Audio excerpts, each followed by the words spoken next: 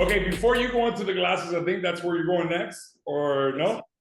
Yes. I remember when I met you at the Biohack conference, you explained it. We don't have to go into this, but just if you can touch it, Carlos is going to love this. I think it's a hormone called ACH. I forgot what it said, but you said that when we get light, it hits our pineal gland, or the light gets to our pineal gland and actually opens up our intuition, something around that. Remember? Yes. I spoke about POMC. POMC, yes. So basically, like, when light slows down, it turns into matter, and our bodies use this miracle of nature to manufacture all of the neurotransmitters and hormones that control the way we think, feel, and act. And I love connecting this back to E equal mc squared. E is light, m is mass, and c is velocity. And what this equation is telling us is that light and matter are interchangeable. Yeah. Light turns into matter, right? And we see this in photosynthesis, but it's also in our bodies. And also matter turns into light when you burn the wood, and it comes back into light. Now, now this sounds like it's coming from a science fiction movie, but in the body, the way it happens is we have a substance in the eye called the vitreous EDI. It's composed of water. The vitreous EDI. Vitreous EDI. No, the vitreous. The vitreous EDI. Yes. Vitreous. Text me that later. I want to look at that. I will do that. And it's composed of water, collagen, and acid. Technically, what happens is when sunlight enters our eyes, the vitreous EDI use that light energy to convert so many of the neurotransmitter and hormones that our endocrine system need for us to produce energy. So an example of this, amino acids in our eyes, like we in our eyes, we actually make serotonin and dopamine. There's specific amino acids in our eye that can build. Keratin is another protein in the outer layer of your cornea that you produce. Absolutely, absolutely. Yeah. But there's a master molecule called POMC, POMC. It's composed of 242 proteins, and POMC can become so many different peptides and hormones. Guys, of which, just wait, so you don't lose the public. When he means 202 proteins, a protein is considered 100 amino acids or more. So when we utilize peptides, we're talking about 1 to 50 amino acids. That includes bioregulators as well. So this is a lot of information. That's really what it is. Absolutely. It's like the most essential type of information that our body needs. And I think I spoke to you about specifically one of those connections. POMC becomes alpha MCH. And alpha MCH is connected to our ability to tan.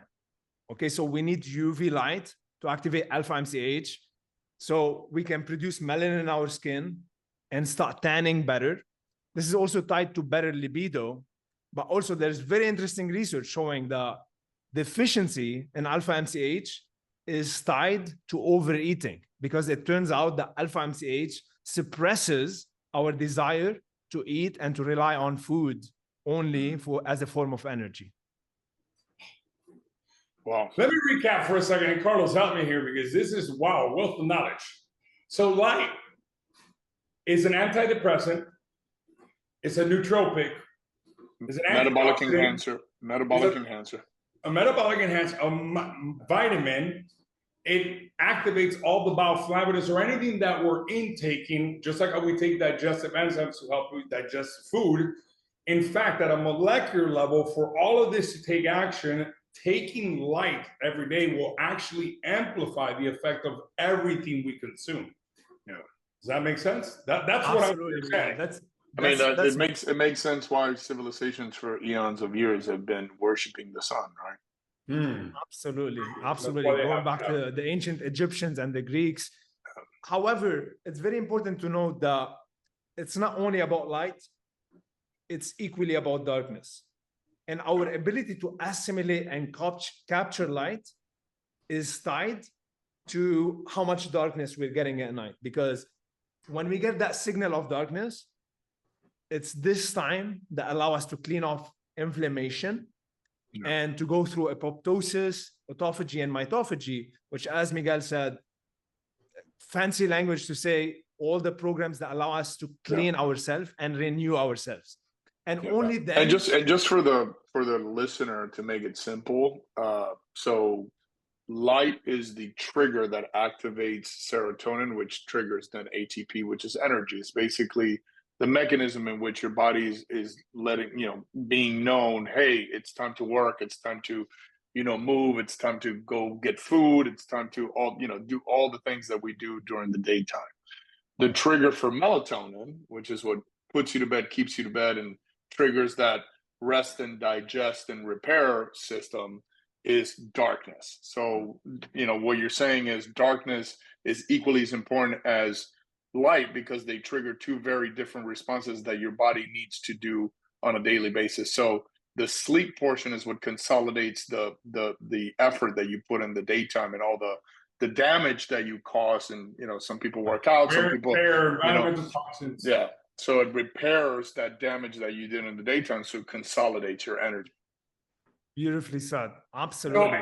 And just to give people an example, whenever you've been out in nature, on a boat, on the beach, hiking, and you're exposed to sunlight for 5-6 hours, notice how that night you typically sleep like a baby. Yes. Because you're building up all this serotonin in your body that at night is flooding into melatonin and helping you sleep. Absolutely. Wow. Amazing.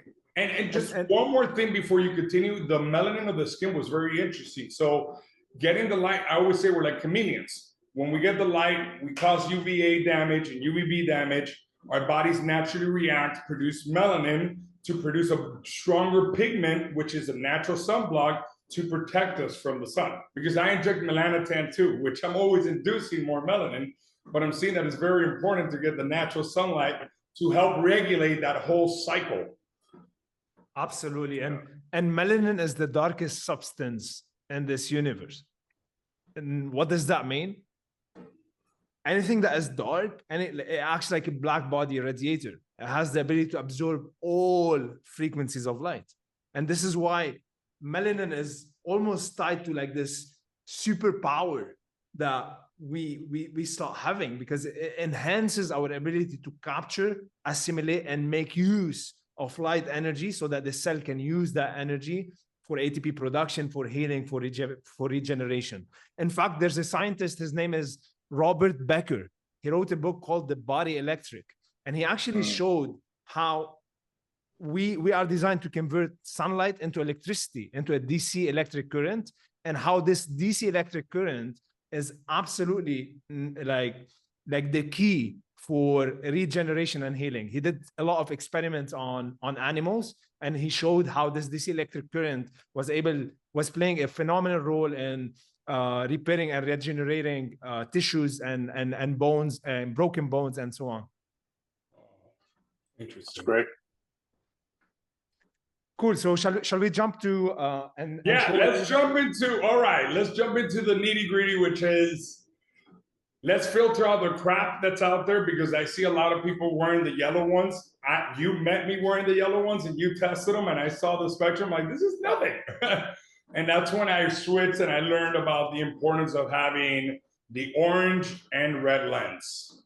And absolutely. I don't know how much these are really blocking, but I have them with prescription. So it's easier at night to just clip them on rather than having to change glasses. If you don't have eye problems like my brother, you wear the single layer, but I don't know how far you want to go. You can just wear these. This will block out most of the light, but if you want to go a little deeper, you get the 2-layered glasses.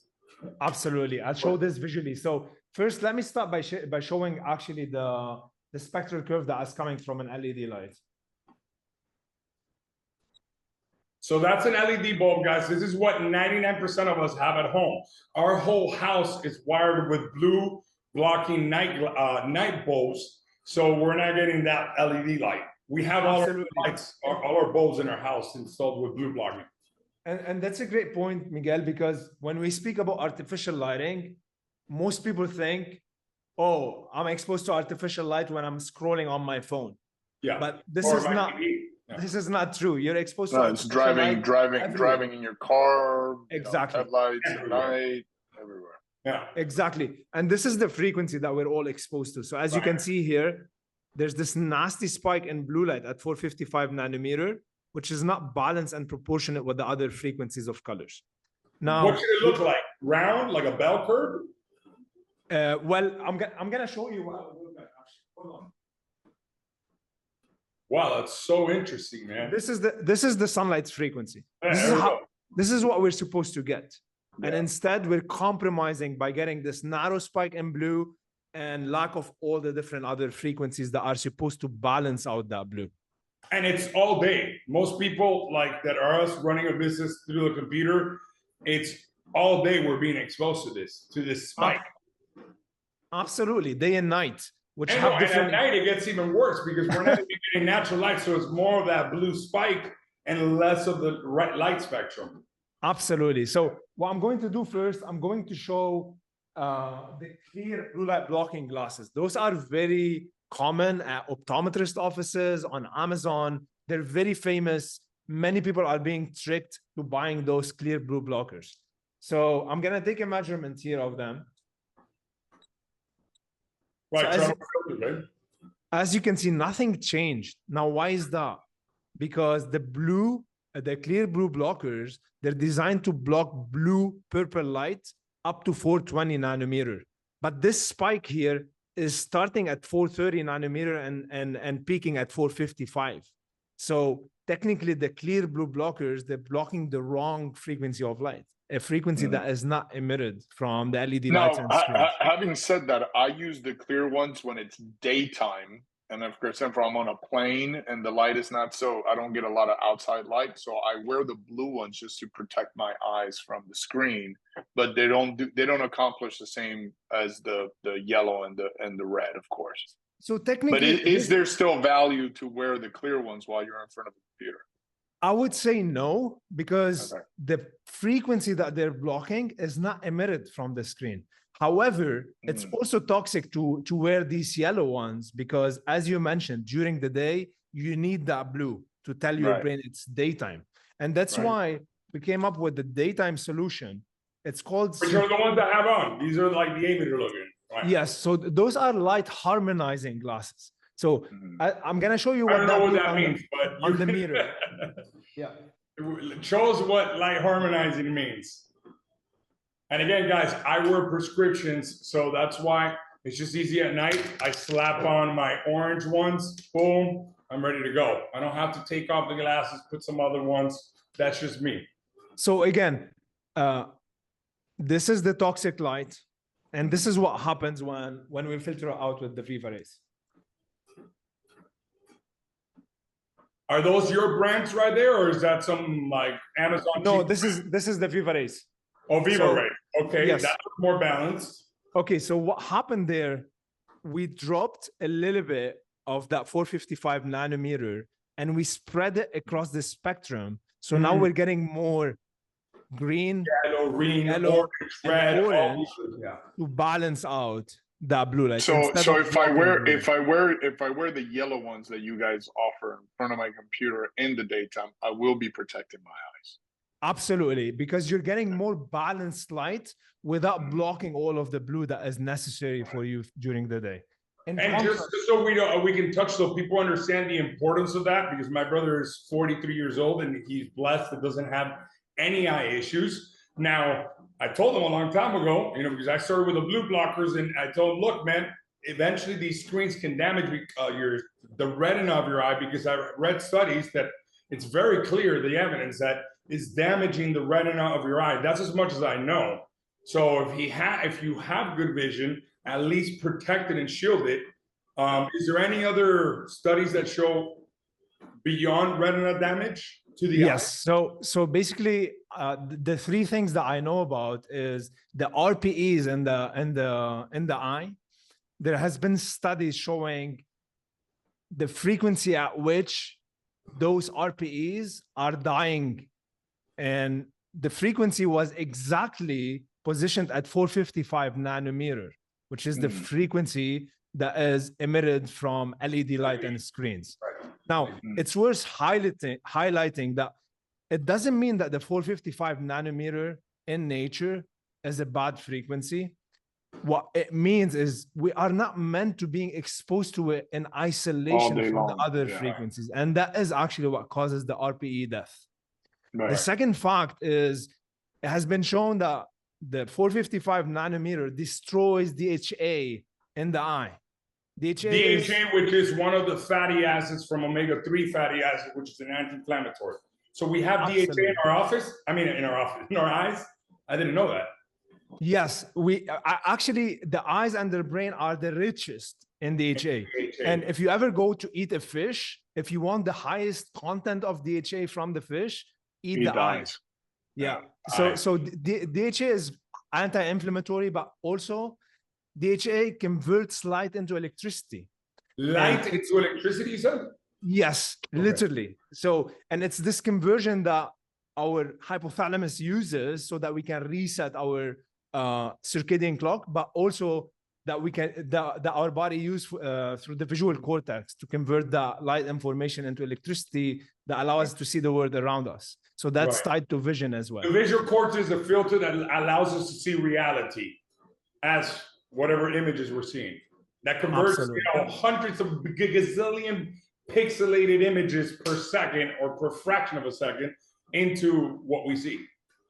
Absolutely. And the third thing that I know about the eyes are an extension of the brain, and the brain is one of the richest organs in mitochondria.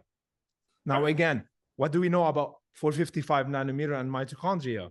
We know that this 455 nanometer is increasing reactive oxygen species in the mitochondria and increasing the level of inflammation, which also is tied with eyesight issues and so on. Wow. Incredible. Now, I want to contrast all of this with many companies today. They sell very expensive blue blocking glasses during the day that are yellow like this. Yes, I was one of them. You met me. Absolutely. Absolutely. Yeah. So why is that toxic? And why are you putting it? Wait, why are you putting it in front of the light? Because you're trying to mimic the. Oh yeah, you're trying to mimic the light that we're trying to filter ourselves every day.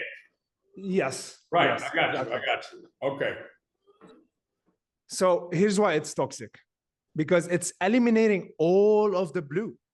And while this may decrease some of the eye strain and headaches that people get when they are exposed to this toxic blue light, it's also creating a circadian disruption, because now we're eliminating the most important frequency that the brain is relying on. So it knows that it's daytime. Yeah. So, but in other words, at least those could at least impact a little bit if you wear them just at night, because it's getting rid of that blue. But just during the day, they're just toxic because you're eliminating all that blue and green spectrum that your body needs. Yes, the thing with those, they're over blocking blue light during the day, and they're under blocking blue and green light at night. So they're not enough at night. They're not good enough for the day. That's why I will not use them. Trash them. Guys, you just heard. Yellow lens, get rid of them. Take it from the engineer. Now, basically what happened is, ideally, in a given day, you watch the sunrise. When you are inside, you're wearing like the circadian light harmonizing glasses. Also, or you could also use a red light to balance out the blue light. Absolutely. That's right now, which is what you see right there. That's also a very important thing.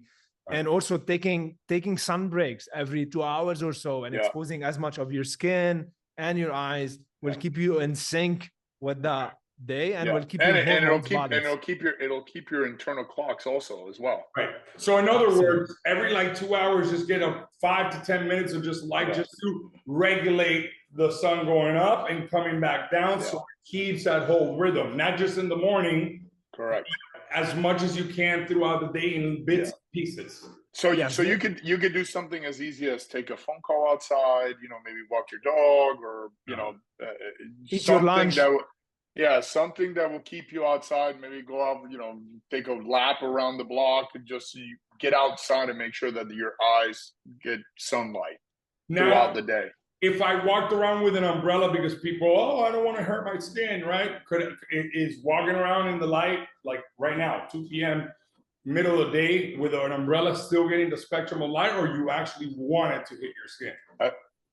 Well, I think as long as your eyes perceive the light, correct? yes. So an umbrella is definitely a much better idea than wearing sunglasses, because when you're wearing sunglasses, you're blocking your eyes completely from those frequencies. You're eliminating all UVA, UVB. Whereas with the umbrella, I think it's important to just on that thought, it's important to understand that it doesn't have to be glaring sun outside. I mean, it could be cloudy, it could be overcasted, it could be stormy. Just as long as your eyes perceive that light spectrum, because it still crosses through the clouds, and your eyes can still perceive that. So it's about the internal clock that gets activated and remains consistent, rather than how much light comes in. Yes, in fact, anytime you're in a room indoors, you're getting 100 to 1,000 times less light coming to the level of your eyes. So when you go outside, even with untinted windows, even if it's just a regular glass, it still blocks a super significant portion of what you're supposed to have. So even if you just step outside is really the key. Absolutely. It's I think it's measured in joules or something. Like I read a study where you're inside a car, you're getting like 5,000 to 10,000 joules, but when you're actually in the light itself, you're getting like 200,000. Are they called joules? It's lux, L-U-X. Lux, sorry. Lux is I guess the light way of measuring. Measurement, yeah. Right. Yeah, the amount of light arriving at the level of the eye is measured with it's a measurement for brightness, and it's called LUX lux.